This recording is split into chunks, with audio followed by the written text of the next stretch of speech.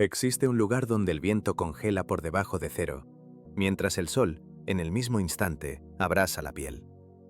Un mundo nacido de una colisión violenta hace aproximadamente 50 millones de años, cuando el continente indio se estrelló contra Asia y empujó la corteza terrestre hacia el cielo. Aquí los monjes cantan bajo acantilados que ningún ser humano ha osado conquistar. Los sherpas respiran el aire enrarecido como si saludaran a un viejo amigo, y cada paso desafía las reglas de la supervivencia. Un reino donde cada aliento se vuelve un tesoro, y la línea que separa la vida de la muerte, el cielo del infierno, se estrecha hasta el grosor de un único latido.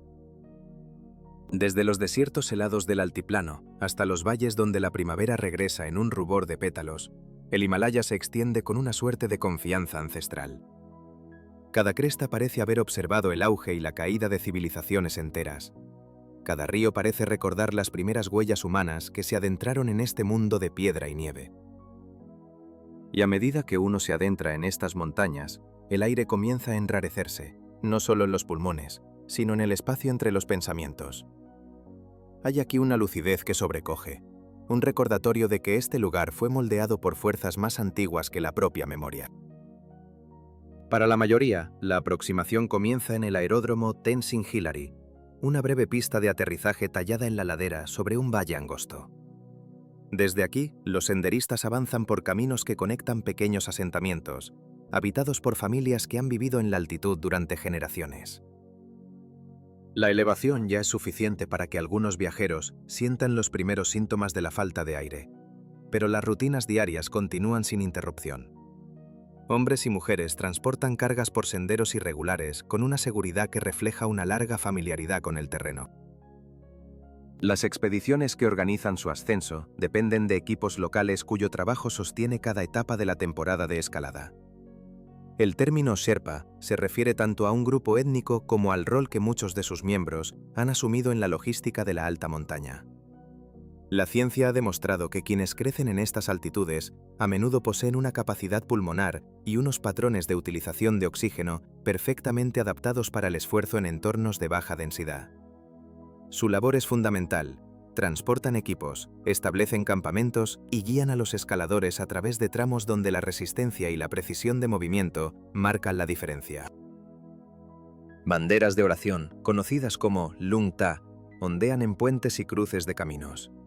Cada trozo de tela impresa se desvanece gradualmente bajo el sol y el viento, liberando sus plegarias al mundo. Los caminantes pasan bajo ellas durante las marchas de aclimatación, siguiendo rutas ancestrales utilizadas para el viaje, el comercio y la práctica religiosa. En el Himalaya, la montaña no solo mide la fuerza del cuerpo, sino la quietud del alma. No se conquista la cumbre, sino las propias limitaciones.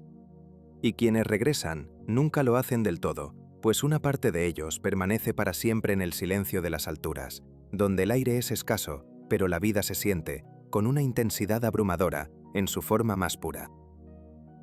El valle funciona como un crisol cultural y logístico, donde monasterios, hogares y una red de senderos interconectados sustentan tanto la vida comunitaria como la actividad estacional de la escalada. A medida que la ruta asciende, el sendero se estrecha en segmentos de piedra. Los porteadores ajustan sus cargas, un ritual de equilibrio y resistencia. Los guías coordinan los tiempos. La vegetación se desvanece con la altitud y el paisaje se transforma, adoptando las condiciones más severas de la Tierra. El monte Everest se yergue como el punto más alto medido sobre el nivel del mar, una verdad verificada a través de múltiples misiones topográficas a lo largo de muchas décadas. Su elevación supera los 29.000 pies, una altitud que genera condiciones atmosféricas rara vez encontradas en ningún otro entorno accesible sin una aeronave.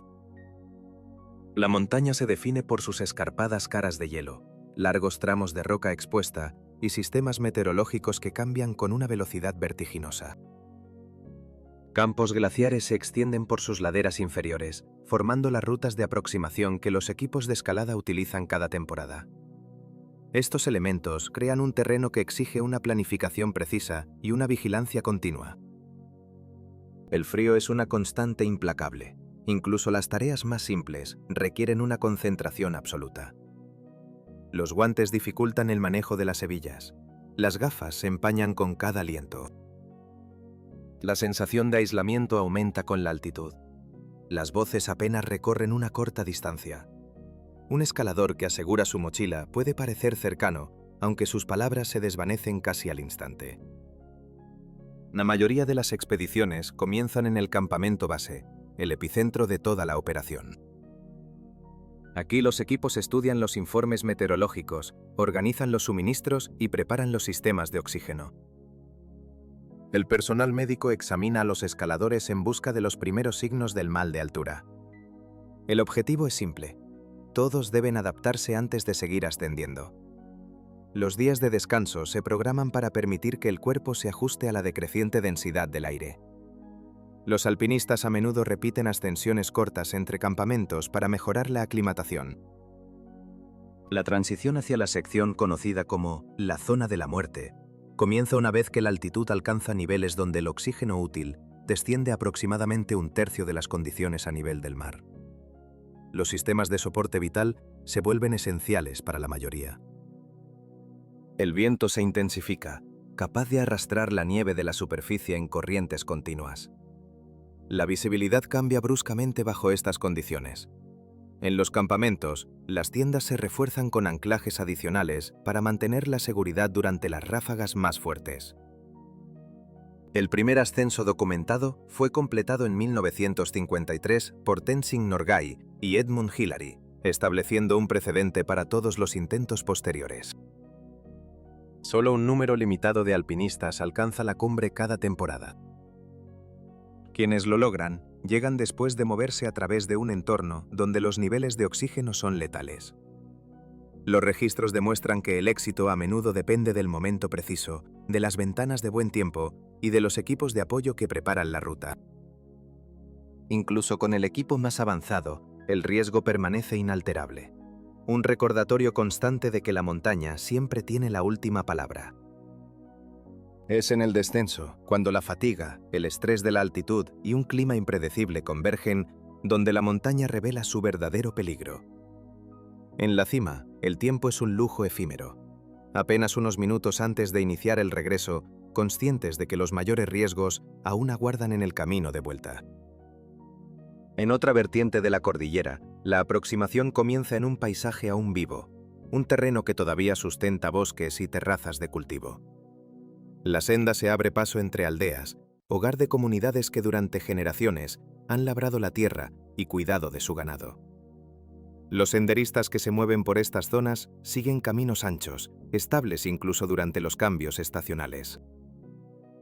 Aparecen con regularidad refugios de madera y pequeñas casas de té, ofreciendo sustento y un techo sencillo para pasar la noche. Aquí, en comparación con los dominios de la altitud extrema, la atmósfera es casi familiar. Pero con cada metro de ascenso, el mundo se transforma. Los árboles menguan, se empequeñecen hasta desaparecer por completo. La roca sustituye a la tierra. El sendero se adentra en una zona donde el aire se vuelve perceptiblemente más seco y la tierra se asemeja a un desierto helado, esculpido por la exposición incesante al viento. En este entorno, las aldeas se convierten en baluartes esenciales. Muchos equipos se detienen en los asentamientos más grandes para vigilar su respuesta a la altitud antes de continuar el ascenso. Estos lugares albergan refugios, voluntarios médicos durante la temporada alta y senderos utilizados para breves caminatas de aclimatación. Más allá de estos puestos de avanzada, la ruta asciende sin tregua. La nieve comienza a aparecer en manchas sobre las amplias laderas. El valle se estrecha, formando largos corredores definidos por formaciones rocosas escarpadas.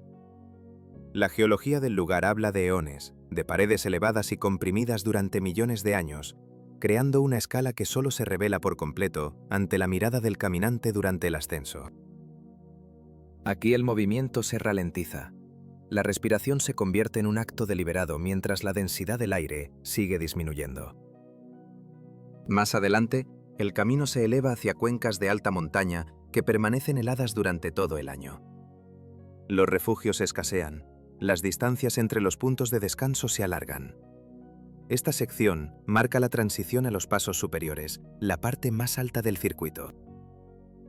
Y allí, como un milagro turquesa, aguarda el lago Tilicho. La aproximación a uno de los lagos más altos de Nepal comienza con un ascenso constante a través del aire enrarecido y laderas abiertas. A más de 4.800 metros de altitud, el entorno dicta cada movimiento. Los viajeros a menudo incluyen esta cuenca en su viaje por el Annapurna, atraídos por la quietud absoluta que se forma cuando el viento amaina y el terreno absorbe todo sonido. El agua mantiene un profundo tono azul que contrasta nítidamente con las crestas nevadas que la coronan. Las comunidades cercanas veneran el lago con especial respeto. Muchos creen que sus aguas nacen de las bendiciones asociadas con el dios Shiva. Es un santuario natural, visitado por aquellos que buscan en su silencio una oración, en su reflejo una verdad. Un lugar donde el viaje exterior se encuentra con la inmensidad del paisaje interior. El pulso humano se funde con el ritmo de las estaciones. Los senderistas atraviesan estos parajes en su apogeo, pero la vida salvaje se mantiene esquiva, un secreto guardado por la inmensidad. En las cornisas expuestas, el varal, la oveja azul del Himalaya, desafía al vacío. Y en los rincones más remotos, una sombra se desliza, la presencia casi mítica del leopardo de las nieves, delatada solo por huellas efímeras. Sobre la cuenca, cuando las corrientes térmicas lo permiten, los buitres del Himalaya trazan círculos en el cielo, señores de un reino de aire y roca. El paisaje es un lienzo en constante cambio. Los cielos de otoño regalan una claridad absoluta, pero el lago puede quedar envuelto en un sudario de niebla o ser azotado por nevadas intermitentes. Cada cambio en el tiempo es un recordatorio de la fragilidad del momento, limitando la estancia de los viajeros junto a sus orillas antes de que el descenso se imponga como una necesidad. El descenso es una inmersión en otro mundo. La altitud cede, el aire se vuelve denso y la roca desnuda da paso al verde húmedo del Terai. Aquí, a los pies mismos del Himalaya, se extiende el Parque Nacional de Chitwan, un santuario a menos de 1000 pies sobre el nivel del mar, pero que alberga una de las concentraciones biológicas más densas de todo el sistema montañoso. Las aguas del deshielo, nacidas en las cumbres, alimentan los ríos Rapti y Narayani. Sus caudales son la sangre que nutre los bosques y marismas del parque. La hierba de elefante se alza imponente en los claros, mientras que los bosques de sal forman corredores ancestrales, rutas vitales para la fauna. Humedales y riberas añaden otra capa a este mosaico de hábitats, permitiendo que un extraordinario abanico de especies coexista en un espacio geográfico compacto. Chitwan es el último gran refugio del rinoceronte indio, una especie que rozó la extinción y que hoy, gracias a una ardua labor de conservación, ha encontrado en estas praderas un bastión seguro. En la espesura del bosque habita otro monarca, el tigre de Bengala. Observarlo es un privilegio reservado a la suerte.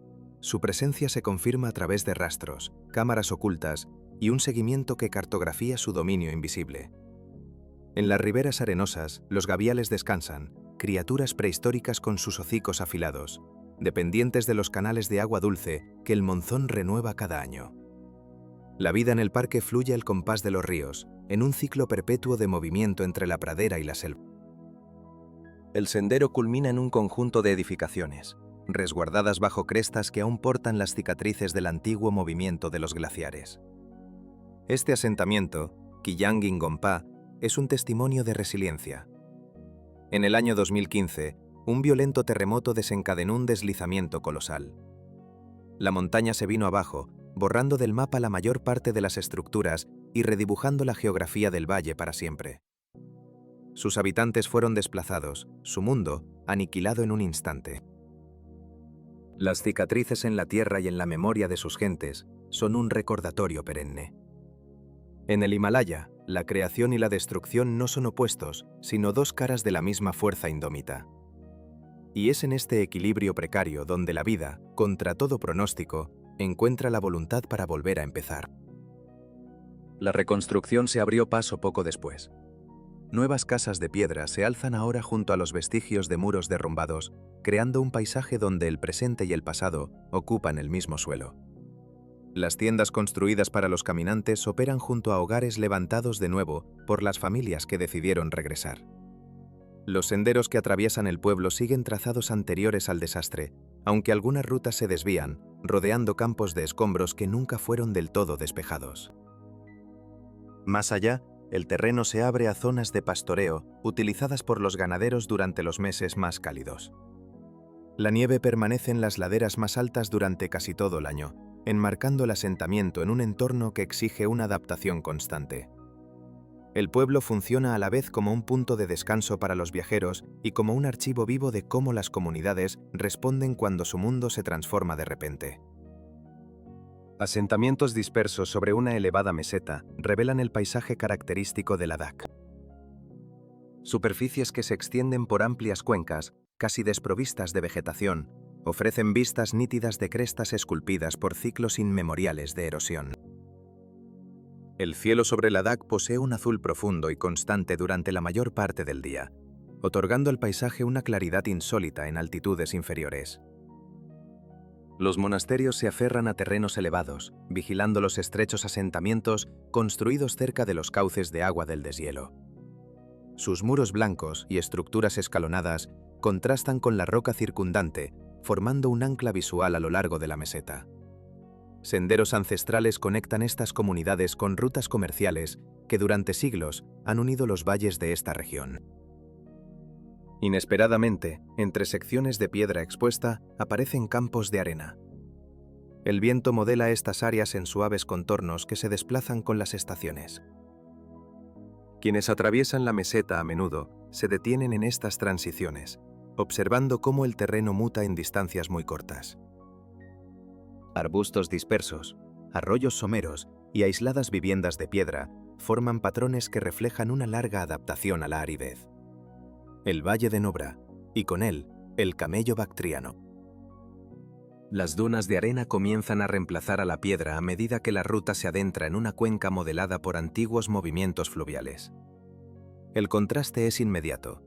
Las dunas ocupan el fondo del valle, mientras picos nevados se alzan abruptamente en la distancia. Muchos viajeros se hacen la misma pregunta al contemplar por primera vez esta combinación de terrenos. ¿Cómo puede existir un paisaje desértico tan cerca de las altas cumbres del Himalaya? Los registros históricos ofrecen parte de la explicación. Durante siglos, los comerciantes atravesaron este corredor, una rama de la ruta de la seda. Sus caravanas dependían de animales de carga adaptados al frío y a la aridez, y el camello bactriano sigue siendo la conexión más visible con aquel pasado. Los animales continúan su travesía por las dunas, utilizados por familias locales que mantienen patrones de pastoreo establecidos mucho antes de que las carreteras modernas alcanzaran la región. Aquí el paisaje no solo contiene la historia, la respira. Cada huella en la arena es un eco de las caravanas que pasaron, cada ráfaga de viento un susurro de los siglos. En la coexistencia de la duna y la cumbre, de la ruina y el nuevo hogar, reside la verdadera naturaleza de este lugar. Un testimonio silencioso de que todo lo que perdura es aquello que sabe adaptarse sin olvidar. En los valles remotos, la vida se aferra a los cauces del deshielo, donde pequeños asentamientos sustentan una agricultura precaria. Las casas, construidas con piedra y tierra compactada, se agrupan junto a campos divididos por finas líneas de irrigación. Sobre estas aldeas, encaramados en las crestas elevadas, los monasterios vigilan el paisaje, su presencia marcando los lugares que una vez sirvieron de descanso y comercio para los viajeros. La luz interactúa aquí de una forma única. La arena del valle retiene el calor del día, mientras las cumbres circundantes conservan la nieve durante casi todas las estaciones. El tránsito entre estos dos mundos crea una frontera visual, una línea nítida que se revela bajo la luz rasante del sol. En la región de Nubra, un conjunto de muros blancos se alza sobre una ladera rocosa. Sus corredores escalonados siguen los contornos de la piedra, dando forma a uno de los centros más reconocibles de la práctica budista en la región, el monasterio de Diskit. Los registros históricos sitúan sus orígenes hace más de 3 siglos.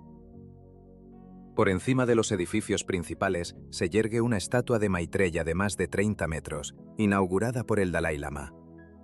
Sus tonos dorados y rojos permanecen visibles a grandes distancias, convertidos en un punto fijo dentro del valle.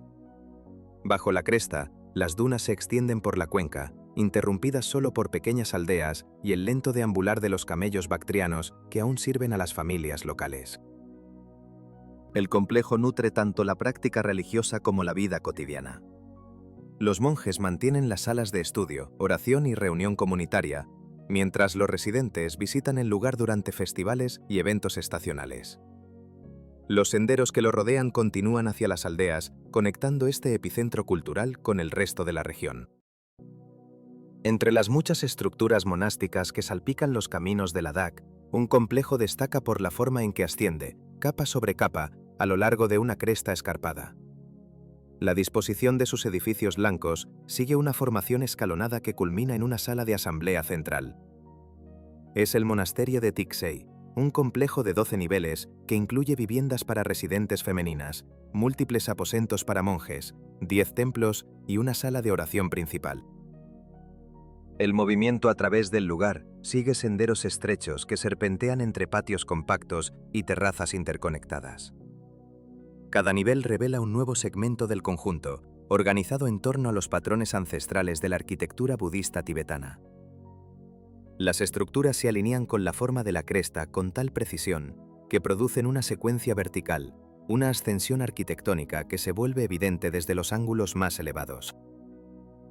Desde sus terrazas superiores, las vistas se abren sobre la inmensidad del valle.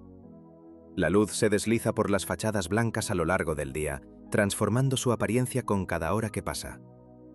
Estas ciudadelas de fe, más que simples construcciones, son un diálogo con la montaña, un testamento de piedra a la búsqueda humana de la permanencia en un paisaje donde todo lo demás parece efímero. Tras el silencio árido del desierto del altiplano, el viaje cruza el paso de Zojila. El polvo de Ladakh da paso a aguas serenas que se extienden por una vasta cuenca en Cachemira. Rodeado de casas flotantes de madera y jardines suspendidos sobre estrechos canales, el lago Dal conforma un sistema interconectado de vías fluviales que sostiene el pulso de esta región. Al alba, la superficie permanece casi inmóvil, velada por una fina capa de niebla que difumina los contornos de la orilla. Las barcas Shikara comienzan a emerger. Los residentes navegan hacia mercados que operan directamente sobre el agua. El lago funciona como una ruta de transporte y un núcleo residencial a la vez. Las casas flotantes, dispuestas a lo largo de los canales, sirven como hogares y alojamientos, cada una construida con paneles de madera tallada que siguen patrones regionales ancestrales. El comercio matutino cobra vida cuando los vendedores se aproximan en estrechas embarcaciones cargadas de hortalizas, flores y víveres. La actividad se mantiene en calma, influenciada por la quietud del agua y el sonido amortiguado de los remos. El trazado del lago conforma una red que conecta áreas residenciales con espacios comerciales, un movimiento constante y organizado, modelado por rutas utilizadas durante generaciones. A medida que más barcas se adentran en los canales, el lago se sumerge gradualmente en su patrón de actividad diaria.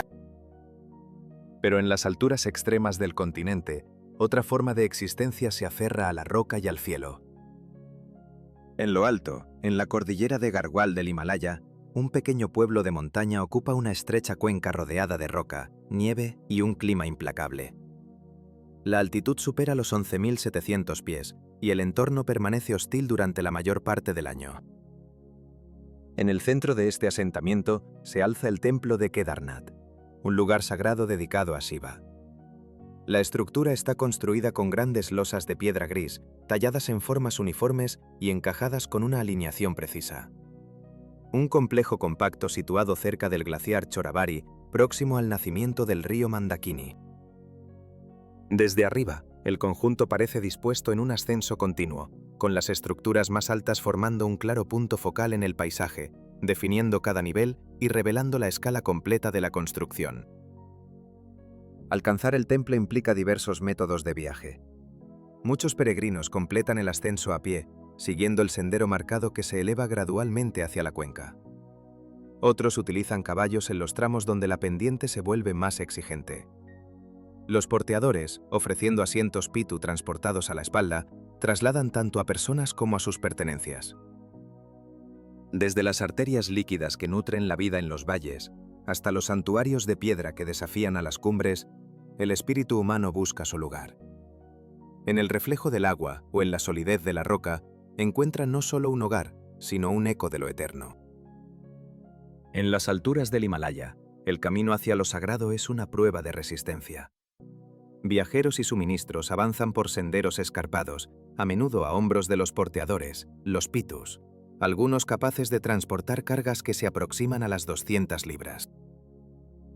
Para quienes buscan un ascenso más rápido, un servicio de helicópteros opera durante los meses de cielos despejados. Un breve vuelo que transforma una escalada de varias horas en un instante, aterrizando cerca del santuario. Durante la temporada de peregrinación, el patio se convierte en un crisol de devoción. Se forman hileras de fieles que aguardan para entrar en la cámara interior y ofrecer sus plegarias. Los rituales comienzan con las primeras luces, y el eco de las campanas resuena por todo el valle, mientras los grupos rotan a través del Santa Santorum. Kedarnath captó la atención del mundo tras las inundaciones extremas de 2013. Las estructuras circundantes fueron arrasadas, pero el templo principal permaneció en pie.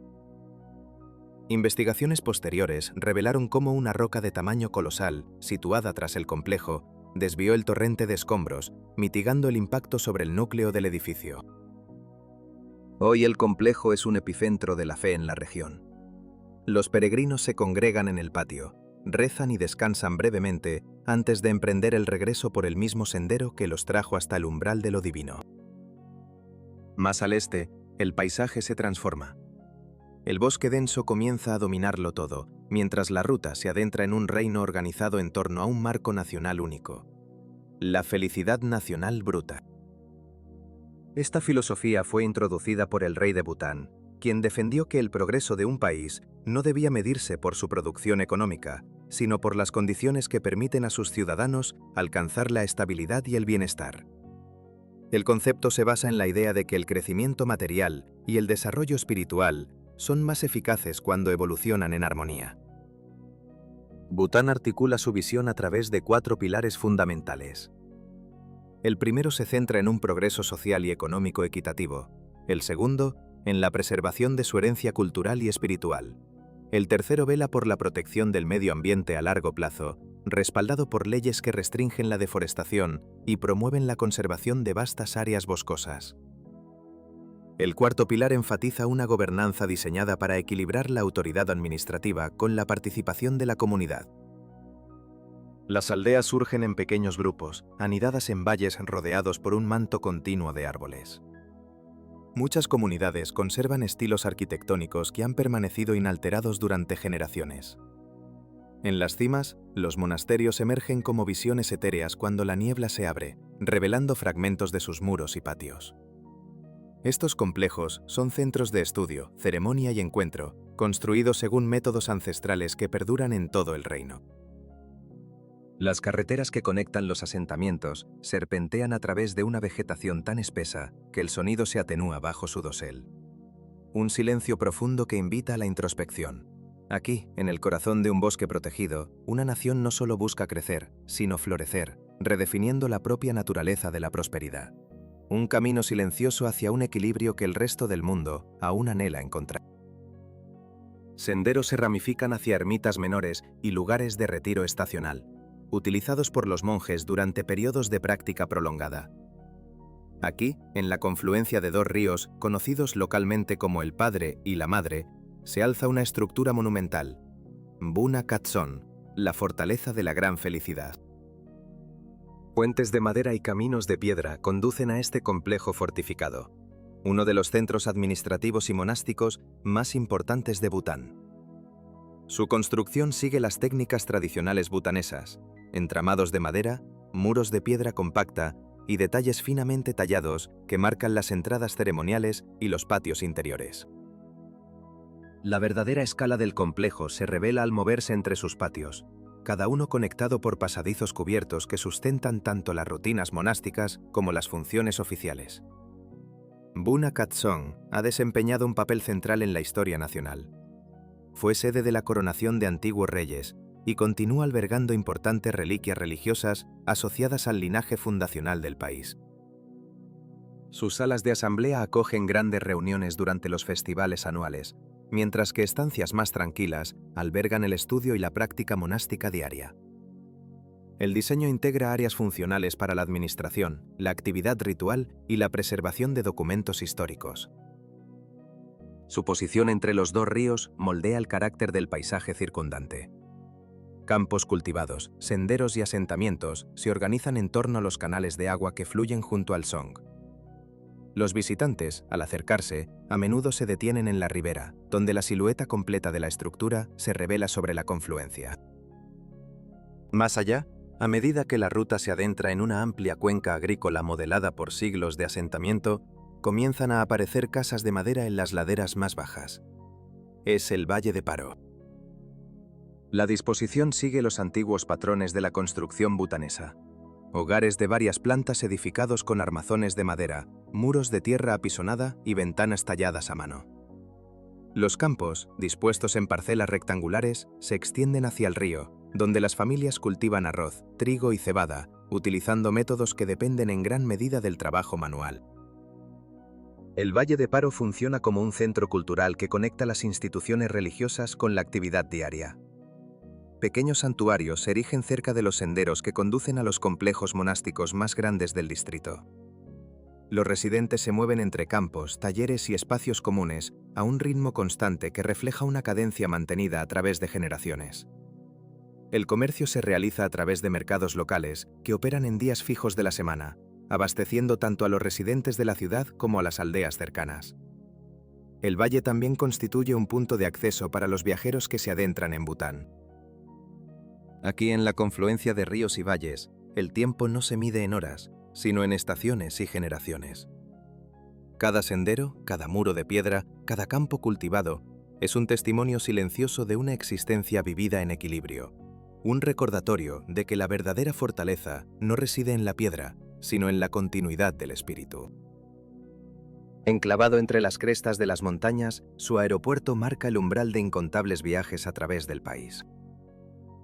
Desde el corazón del valle, el pulso de la vida urbana se disuelve gradualmente en el abrazo del bosque, donde las rutas de senderismo ascienden hacia lugares sagrados.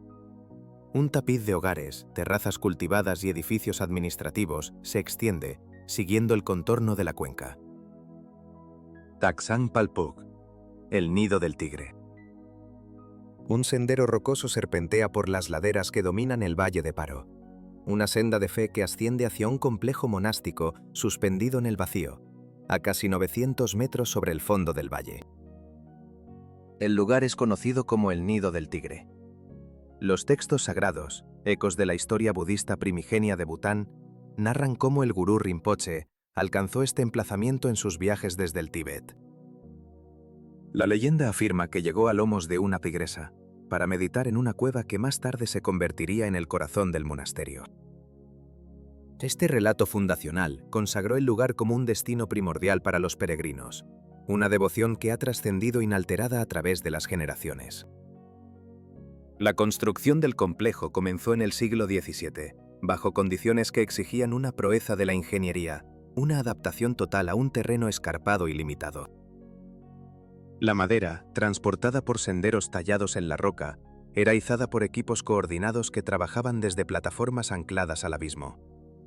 Bloques de piedra tallados con precisión lejos del lugar se aseguraban directamente al acantilado mediante una sinfonía de trabajo manual, sistemas de cuerdas y andamios rudimentarios. Cada estructura se erigía por fases, garantizando la estabilidad antes de añadir nuevos niveles. El proceso se prolongó durante varios años, creando una red de cámaras, patios y escaleras que se aferran a los contornos del precipicio. Peregrinos y visitantes se aproximan a través de una ruta que asciende sin tregua por un terreno boscoso, hasta alcanzar miradores que se alinean con los edificios principales. El ascenso final se realiza a través de una escalinata excavada en la propia ladera, ofreciendo vistas nítidas de la cornisa que sostiene el monasterio. Ningchi. Esta región, conocida como Ningchi, es un territorio que se distingue dentro del Tíbet por su insólita combinación de verdor, huertos y valles poblados. Las parcelas agrícolas se extienden por el terreno llano junto al agua, nutridas por sistemas ancestrales que canalizan la escorrentía hacia campos organizados. Los bosques de melocotoneros ocupan una parte significativa de la cuenca. Su floración anual ha moldeado la actividad estacional local durante siglos, y estos vergeles son uno de los indicadores más claros del microclima único del valle. Casas de madera y piedra se alzan en las laderas más bajas, dispuestas en agrupaciones que siguen diseños tradicionales, un legado que las comunidades circundantes todavía preservan. Ya sea en la vertiginosa altura de un acantilado o en la serena fertilidad de un valle oculto, el espíritu humano demuestra su capacidad para encontrar un hogar, para inscribir su fe y su sustento en los paisajes más imponentes de la tierra. Son testimonios no solo de supervivencia, sino de una profunda y duradera conexión con el mundo que habitan. Dispersas por el suelo del valle, pequeñas estructuras religiosas emergen a intervalos, testigos silenciosos de una fe ancestral.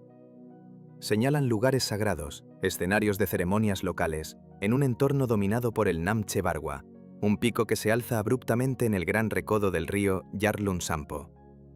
Su silueta imponente gobierna el horizonte oriental, trazando una frontera natural para la cuenca. El río serpentea en la base de la cordillera antes de adentrarse en desfiladeros más angostos, esculpiendo el marco geográfico que define la esencia misma del valle. Caminos y senderos se abren paso entre zonas de cultivo, bosques y crestas, tejiendo una red que conecta los asentamientos con los centros administrativos del distrito. Desde las alturas, la alineación del río, las tierras de labranza y las aldeas revela un patrón inconfundible, una firma visual que distingue a Ningchi de la vasta meseta que la rodea. En una elevada cuenca de la meseta tibetana, a más de 4.500 metros sobre el nivel del mar, se extiende una vasta masa de agua salada.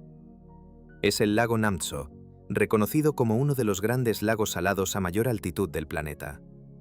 Su superficie, de una claridad asombrosa, se extiende hasta donde alcanza la vista, creando un contraste puro con las crestas montañosas y las llanuras abiertas que lo circundan.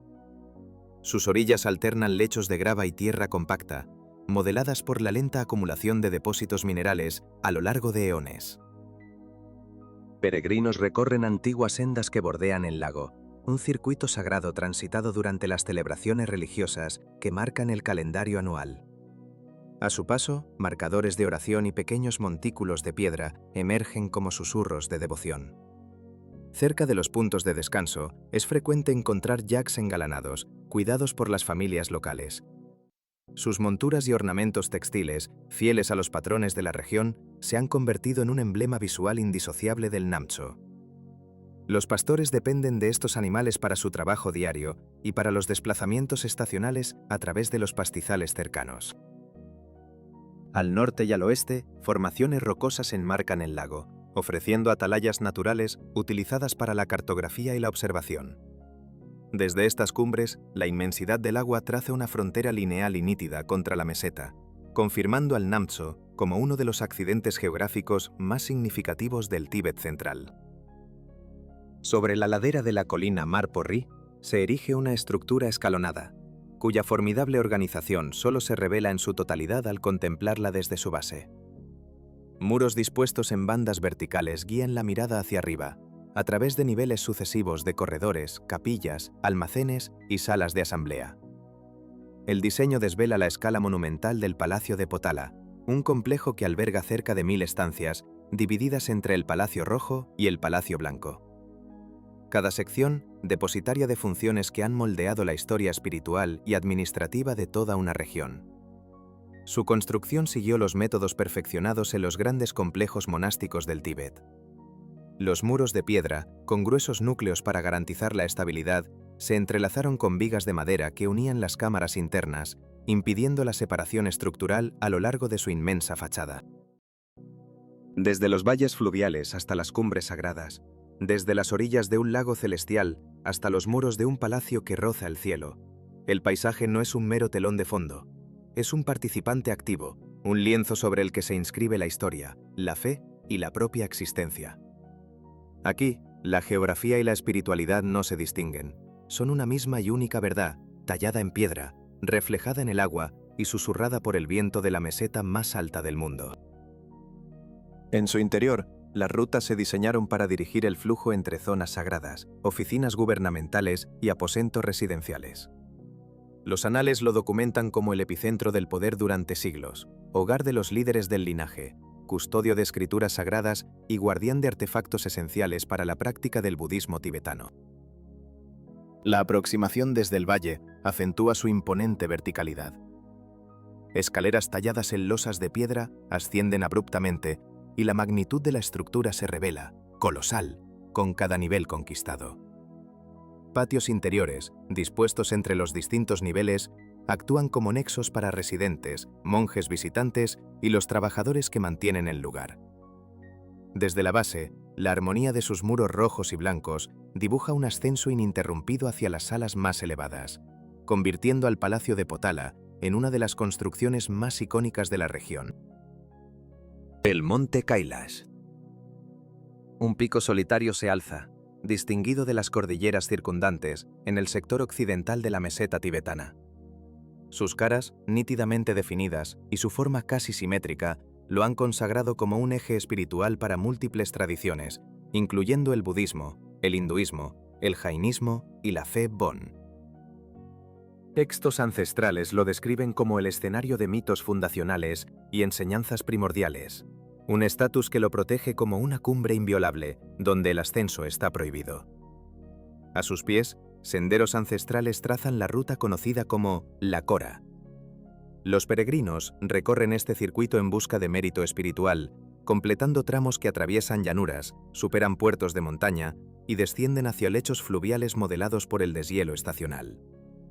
A lo largo del camino, pequeñas señales, montículos de piedras e inscripciones votivas marcan los puntos de descanso, utilizados durante generaciones.